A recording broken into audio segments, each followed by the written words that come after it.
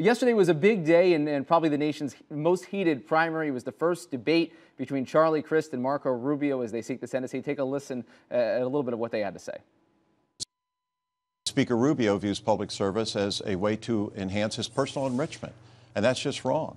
Governor, you just don't get it. Chris, due respect. Governor, you just don't get it. This campaign is not about you and it's not about me. It's about the people watching this program that are watching their country being fundamentally redefined by this administration and this Congress. Joining us now is Leslie Sanchez, a Republican strategist and a board member of Resurgent Republic. Thank you, guys. Thanks for being on with us. Sure.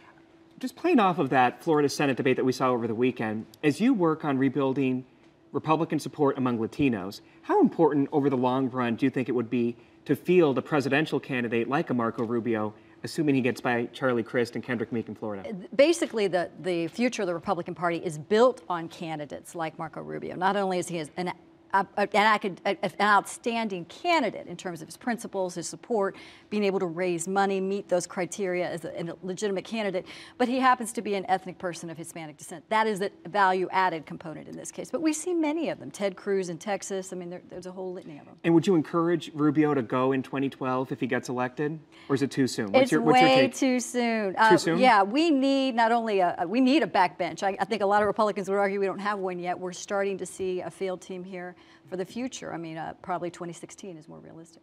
Your folks at Resurgent Republic commissioned a poll recently, last couple of weeks, looking at trying to get at how Republicans can better appeal to Latino voters after an election cycle where we really saw that drop off. And one point that you and your colleagues make is that you can appeal to Latinos on economic issues. It's not just the social, cultural issues. But you also make a point that a broad majority seems to support the president's health care bill. So how do you, if you're framing the messaging now for 2010 and trying to get Hispanic voters to come back to the Republican Party, how do you square that? It's a great question. I think the biggest issue with Hispanic voters is to realize there's a lot of fluidity.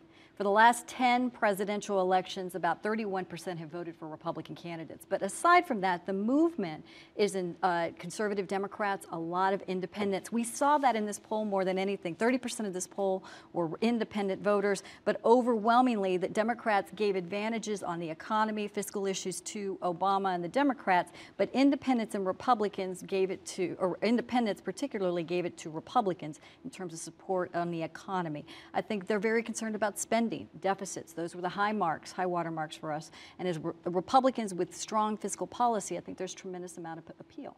President Obama has promised the Hispanic caucus that he's going to move on immigration reform. How important is it for Republicans, the party as a whole, to get behind Lindsey Graham and Chuck Schumer and try to craft a deal on this thing?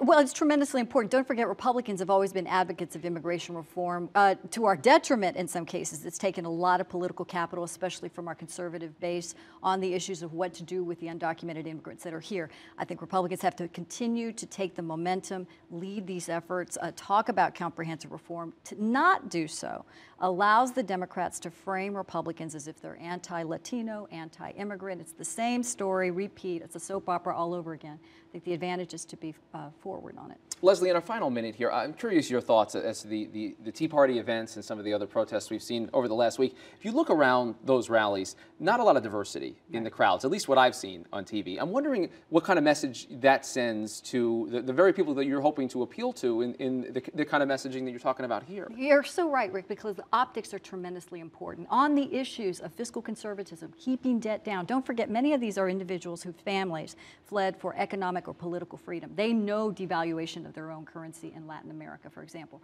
So they were very hypersensitive to issues of debt, of issues of inflation. There's a lot of common ground Republicans can build on these issues of freedom, what to do on immigration reform, but it's not what we're healthcare seeing, costs. though. It's not. It's not. It's to some extent it's the messenger. To some extent it's the tone of those messages. If these Tea Party movements continue to look as if they're led by a few fringe elements, it's going to dissolve. It's going to lose support not only among Latinos, ethnic communities, but women. Very, very interesting. And to see Sarah Palin out there, she obviously, there's a big cross-section of support, but again, not a lot of diversity, at least what we've seen. Not yet, but I think people have to get to know her in the same way. Latinos will never crash a party, but if you invite them, they'll bring the whole family. All right, we love it. Leslie Sanchez, invited to any time. Family too, bring them on. We love having visitors on the set. That does it for this edition of Top Line. You can check us out anytime at twitter.com/thenote. Until then, we're back tomorrow live from the White House. It's our first anniversary special. David Axelrod, our guest. Thanks for being here.